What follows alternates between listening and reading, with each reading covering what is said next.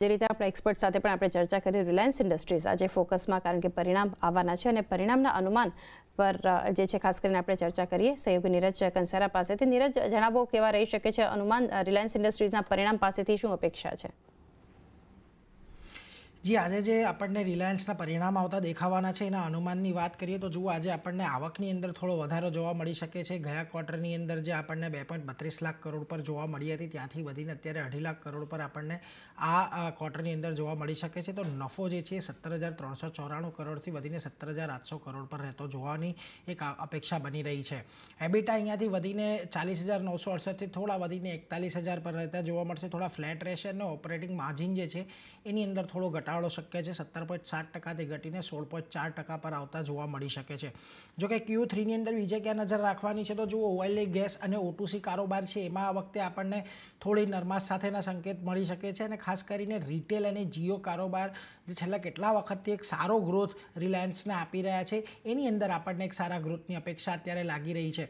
જોકે એક sequential basis પર એબિટા અહીંયાથી થોડો ફ્લેટ રહી શકે છે. કન્સોલિડેટેડ એબિટા છે એ, પરંતુ આગળ વાત કરીએ જીઓની તો જીઓના એબિટાની અંદર અહીંયાથી આપણને લગભગ 4%નો વધારો આવતા જોવા મળી શકે છે અને જીઓના જે નેટ સબસ્ક્રાઈબર છે એની અંદર અહીંયાથી ખાસો મોટો ઉછાળો આવતો જોવા મળી શકે છે. લગભગ 1.25 કરોડ જેટલા નવા સબસ્ક્રાઈબર અહીંયા એડ થાય એવી અત્યારે આપણે અપેક્ષા રાખીને બેઠા છીએ.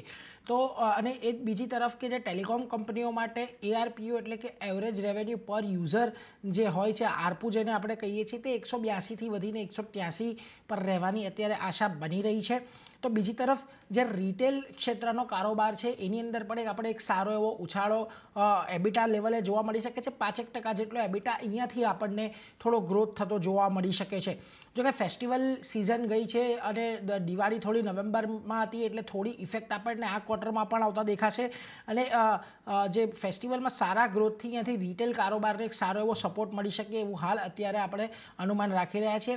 બીજી તરફ ન્યૂ એનર્જી બિઝનેસમાં જે 75,000 કરોડનું રોકાણ કંપની દ્વારા કરવામાં આવ્યું છે એના પર એક સ્પષ્ટતા અહીંયાથી આપણને આવતી જોવા મળી શકે છે. ખાસ કરીને રિટેલ સ્ટોર કેટલા ઉમેર્યા છે નવા આ ક્વાર્ટર દરમિયાન એના પર આપણને એક સારી એવી અપડેટ આવતા જોવા મળી શકે છે અને ટેલિકોમ કારોબારમાં પ્રાઇઝિંગ એક્શન પર પણ એક સ્પષ્ટતા જોવા મળશે કે ત્યાંથી હવે આપણને કઈ રીતની પ્રાઇઝિંગ પેટર્ન ટેલિકોમ સેક્ટરની અંદર અહીંયાથી સેટ કરતી દેખાય છે. એટલે આ બધી વસ્તુ ઉપર આપણે ખાસ ધ્યાન રાખીશું.